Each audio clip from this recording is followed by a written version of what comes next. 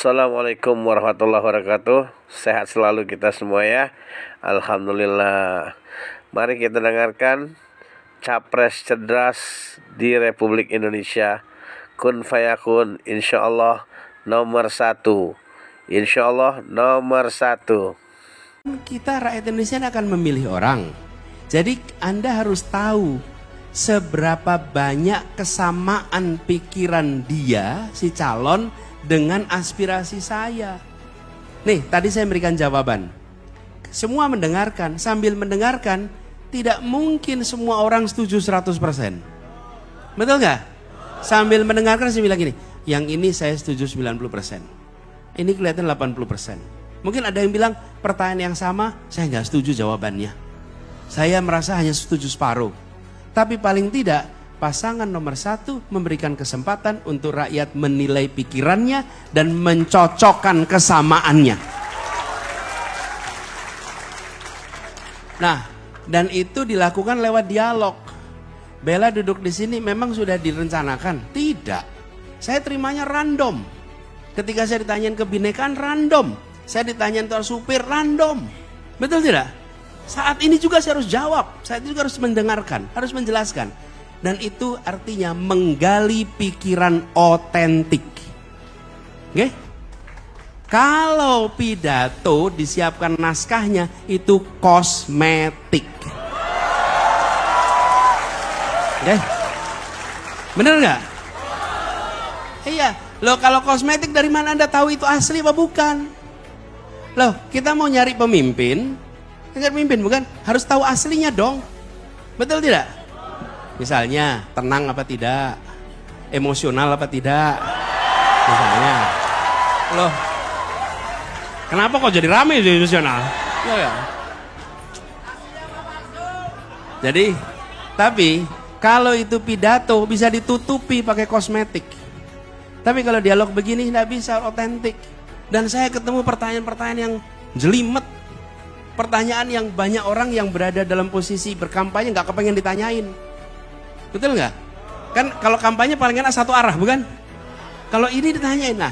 Jadi teman-teman sekalian, justru saya ingin sampaikan adalah pada siapapun, saya selalu bilang, saya tidak meminta Anda memilih saya, tapi saya meminta Anda menjadi pemilih yang rasional. Ya. Apa artinya pemilih rasional? Pemilih rasional itu pemilih yang memperbandingkan. Karena rasio itu artinya perbandingan. Kalau orang rasional dia memperbandingkan, silahkan perbandingan apa saja boleh. Memperbandingkan rambutnya boleh, memperbandingkan jogetnya boleh. Loh boleh, kan rasional bukan? Loh kalau, sebentar, Anda jangan ketawa dulu. Kalau orang memang senang joget, dia pengen bandingin jago joget yang mana boleh. Masalahnya kita nggak lagi milih orang untuk joget. Masalahnya kita milih orang untuk ambil keputusan. Jadi tanyanya juga jangan definisi, tanyanya policy. Kebayang ya? Jadi buat ibu dan bapak silahkan memperbandingkan. Saya tidak minta untuk memilih. Kalau sudah dibandingkan habis itu ambil pilihan. Dan pilihan itu semoga disyukuri 5 tahun ke depan. Nah udah jelas kan? Amin tuh. Ya, nah terus benar, saya jawab nih, yang soal transportasi umum, saya sudah sampaikan tadi. Jadi gini, saya jelaskan lagi. Mengapa transportasi umum ini penting? Teman-teman sekalian, kita menghadapi climate crisis. Bukan hanya global warming, climate crisis. Dan climate crisis ini paling cepat untuk kita kerjakan, salah satunya adalah mengurangi emisi karbon. Dan salah satu caranya, bukan satu-satunya, adalah mengubah mobilitas penduduk dalam kota dari kendaraan pribadi ke kendaraan umum.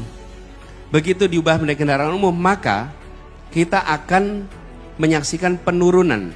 Satu. Yang kedua, yang tidak kalah penting, ketika kita berbicara ini, kita akan satu langkah lebih maju dengan menggunakan transportasi umum berbasis listrik.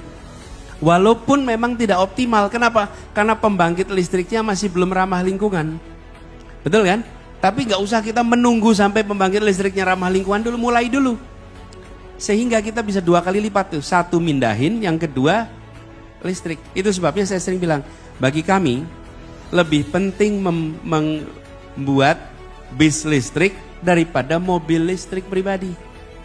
Kenapa? Kalau bis listrik itu digunakan bersama-sama. Kalau mobil listrik digunakan orang lain, dan mobil listrik menambah jumlah kendaraan di jalanan. Kalau bis listrik mengurangi kendaraan di jalanan. Jadi karena itu aneh kalau ada subsidi untuk mobil listrik. Udah gitu mobil listrik itu kalau beli ngantri. Kalau beli ngantri artinya apa? Demand-nya tinggi. Buat apa dikasih subsidi untuk barang yang demand-nya tinggi? Biarkan mekanisme pasar itu berfungsi di situ. Jadi gitu bela, otomatis nanti ada fasilitas untuk penumpang perempuan. Dan ada 4 kelompok yang harus dapat prioritas, bukan hanya perempuan. Kalau 4 indikasi prioritas, yang lain aman. 1, perempuan, khususnya ibu hamil. Yang kedua, penyandang disabilitas. Yang ketiga, lansia. Yang keempat, anak-anak. Kalau 4 ini diprioritaskan, seluruh masyarakat akan dapat dengan baik. Gitu.